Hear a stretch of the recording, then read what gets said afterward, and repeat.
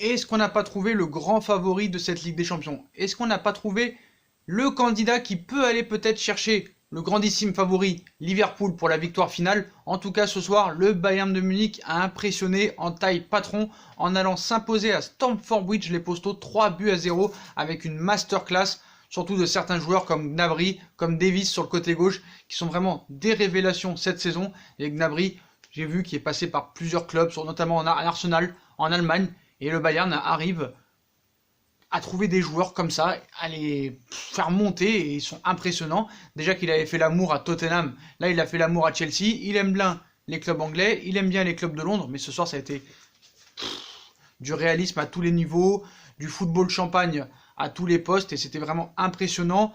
Même à la mi-temps, 0-0, on aurait pu peut-être penser que Chelsea réussissait à tenir, mais on savait que dès que le Bayern arrivait à accélérer, ça pouvait tout changer. Il y avait des atouts offensifs dans cette équipe très supérieure à l'équipe de Chelsea. Voilà, quand tu as des Lewandowski, des Kingsley Coman qui est encore sorti sur blessure, des Müller, des Gnabry, c'est sûr que ça va à 200 à l'heure.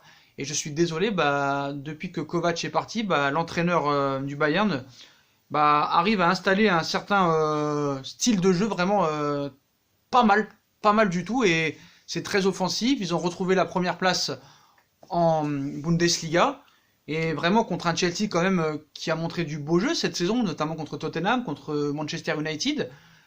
On sait que Chelsea est plus performant à l'extérieur parce que c'est plus une équipe qui fait du pressing, qui joue en contre-attaque. Et là, ce soir, elle a été battue à son propre jeu, notamment avec des performances très très impressionnantes de Gnabry, de Robert Lewandowski, qui est pour moi actuellement le meilleur neuf du monde. Un Müller qui revient au niveau, un Davis sur le côté gauche très fort, un Boateng et un Alaba qui se retrouvent après quelques années de difficultés. Pavard sur le côté droit très bon, et ce 4-2-3-1 qui fonctionne parfaitement depuis que Kovac est parti. Donc je sais pas pourquoi ils veulent venir prendre Tuchel pour l'année prochaine, mais bon, en tout cas voilà, ce petit flic peut-être va rester au Bayern la saison prochaine, mais en tout cas c'est bien parti, parce que pour moi vraiment, à part peut-être Liverpool qui reste le grandissime favori, je vois que le Bayern au niveau du jeu, au niveau de l'efficacité, aller peut-être chercher Liverpool pour la victoire finale. Voilà. On met Liverpool et le Bayern d'un côté et les autres de l'autre pour l'instant, sur ce que je vois. Après, ne nous précipitons pas. On a vu un petit peu le style de jeu de Chelsea ce soir avec ce 3-4-2-1, avec Calabero dans les buts, il n'y a pas Kepa, bizarrement. Azpilicueta, Christensen, Rudiger, c'est un peu léger, quoi. C'est un peu léger défensivement, avec ce milieu à 4, Alonso, Kovacevic, Jorginho et James. Et Moon, Barclay, Giroud, c'est trop faible devant. Voilà, faut dire la vérité, avec tout le respect que j'ai pour Giroud. Le jeu que veut produire Frank Lampard n'est pas pour Giroud. Giroud a toujours été habitué à jouer dans des équipes assez physiques. Même on voyait qu'avec le jeu de Wenger, il avait un peu de mal, mais voilà, c'est pas le jeu fait pour Giroud, qui serait beaucoup mieux dans un jeu à la Simeone ou à la Deschamps.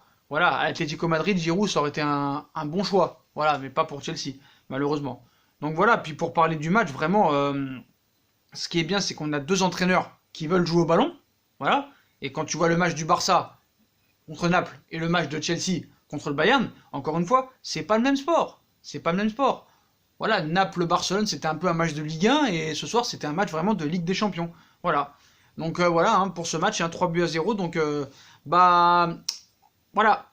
Au début du match, on aurait pu dire entre une équipe mi-figue, mi-raisin, en première ligue, et une équipe qui est en tête de la Bundesliga, on s'attendait quand même à une confrontation à sens unique.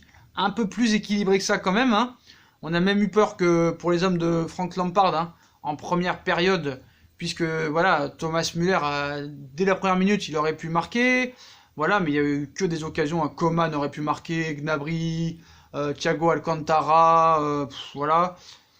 Je voulais parler aussi d'un joueur qui m'a vraiment très impressionné, parce que j'étais un petit peu sur les deux. J'avais Naples-Barça sur la télé et sur l'ordinateur Chelsea-Bayern de Munich. Donc après j'ai revu le résumé pour revoir un petit peu bien les prestations, et ce Alphonso Davies. J'ai vu un portrait de lui dans un reportage mercredi, mais regardé sans regarder, et franchement il a été impressionnant.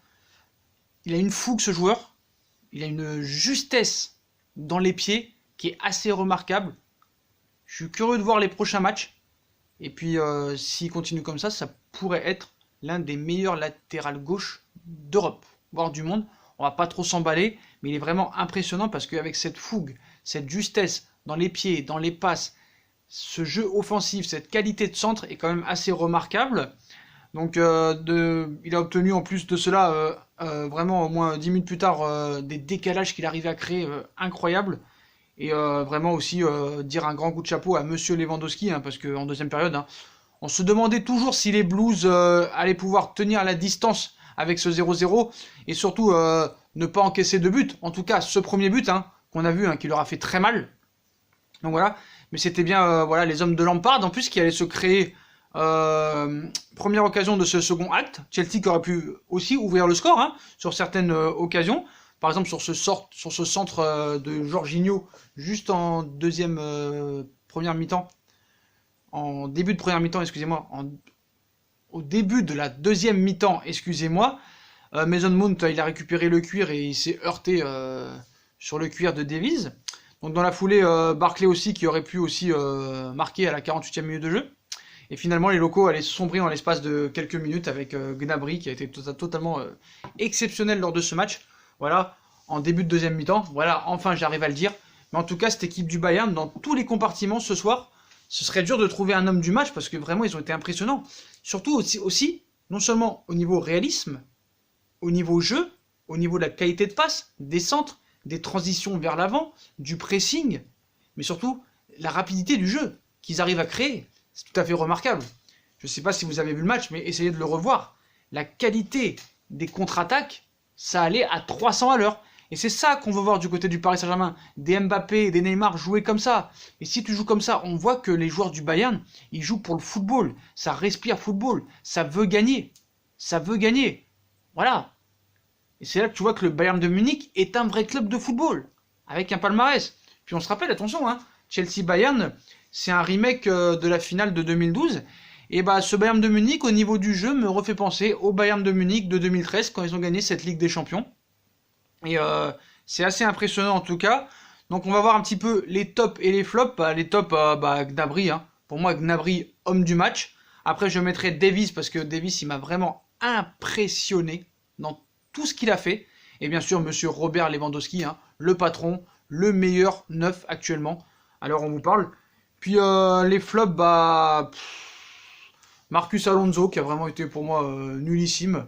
Parce que tout passait par lui du côté du Bayern. Hein. On a vu qu'il a laissé vraiment un trou d'air, que ce soit entre Barkley et entre Rudiger. Mais voilà, vraiment Alonso catastrophique. Jorginho, je ne l'ai pas trouvé terrible. Azpilicueta aussi n'a pas été à son aise à droite. Et on voit que vraiment Chelsea, avec ses sanctions de ne pas pouvoir recruter, voilà, on voit que maintenant ils vont devoir repartir sur un nouveau cycle.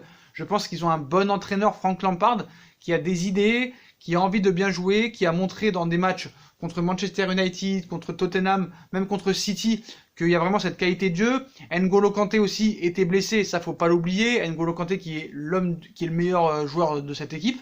Et quand t'as pas N'Golo Kanté au milieu, c'est sûr que voilà, peut-être que ça aurait pas fait une grosse différence ce soir, mais peut-être que t'aurais pas pris 1-3-0 comme ça. Donc voilà. Mais voilà, c'est une équipe jeune, il va falloir qu'elle recrute, à pouvoir recruter, parce que ça fait 1 an et demi qu'elle n'a pas recruté. Voilà, il y a un cycle à refaire. Puis je pense que Frank Lampard est l'homme de la situation. Donc voilà, match retour, mission impossible, le Bayern est déjà qualifié. Même si on a pu voir dans des matchs à l'époque, hein, des Juve Real, des Juve Ajax, tout ça, que il peut y avoir des retournements de situation. Donc on ne va pas enterrer Chelsea à 100%. Surtout que Chelsea est beaucoup plus performant à l'extérieur. Et on connaît un petit peu les prises de risque et les couilles de Frank Lampard. Donc au match retour, ils vont jouer à fond. Ils n'auront rien à perdre. Je pense que N'Golo Kanté sera de retour. Il y aura peut-être d'autres retours aussi. Donc je pense que le Chelsea, excusez-moi, Chelsea, les Blues n'ont pas dit leur dernier mot pour le match retour parce qu'ils n'auront rien à perdre. Et Frank Lampard a cette philosophie de jeu de ne jamais être battu. Et on sait très bien que Chelsea est beaucoup plus performant à l'extérieur. On l'a vu surtout en championnat, après les victoires à United et à Tottenham. Mais vraiment ce soir, masterclass du Bayern. Attention quand même de ne pas crier victoire trop vite parce qu'on a vu que dans le passé que c'était jamais fini, même quand tu gagnais 3-0 à l'aller, voire 4-0, hein, supporter parisien malheureusement. Donc on a pu voir des retournements de situation et attention au match retour quand même et ne pas vendre la peau de l'ours avant de l'avoir bouffé. Et surtout ne pas partir trop vite en besogne. Mais voilà, moi j'ai trouvé un Bayern de Munich impressionnant. Et depuis que Kovac a été viré, je pense que Flick arrive à apporter quelque chose dans cette équipe. Ce Davies qui était très mal utilisé, voire qui jouait jamais avec Kovac. Il a réussi à redonner de la confiance à Boateng et Alaba dans l'axe. Lewandowski phénoménal. Gnabry métamorphosé. Et qui est l'un des meilleurs joueurs à l'heure actuelle où on parle. On n'en parle pas assez de Gnabry. Mais pour moi, franchement, à l'heure où on vous parle, hein, il y a un match retour bien sûr, mais à l'heure où je vous parle, pour moi, c'est l'un des candidats pour peut-être aller battre Liverpool pour la victoire finale. Donc voilà les postos. Donc dites-moi en commentaire ce que vous avez pensé de ce match, hein, de la prestation du Bayern de Munich, totalement remarquable. Pour moi, les hommes du match, hein, c'est Davies. En deuxième, je mettrai Davies. En premier, je mettrai Gnabry. Et en troisième, Lewandowski. Voilà, dites-moi en commentaire ce que vous pensez de cette équipe du Bayern de Munich. Est-ce que vous pensez que Chelsea a une chance au match retour? Même si je pense pas, mais tout est possible. Voilà, puis comme d'habitude, hein, on like, on partage, on s'abonne, on commente, on active la petite cloche pour les notifications. On nous rejoint sur nos réseaux sociaux en description et sur Utip. Tchuss!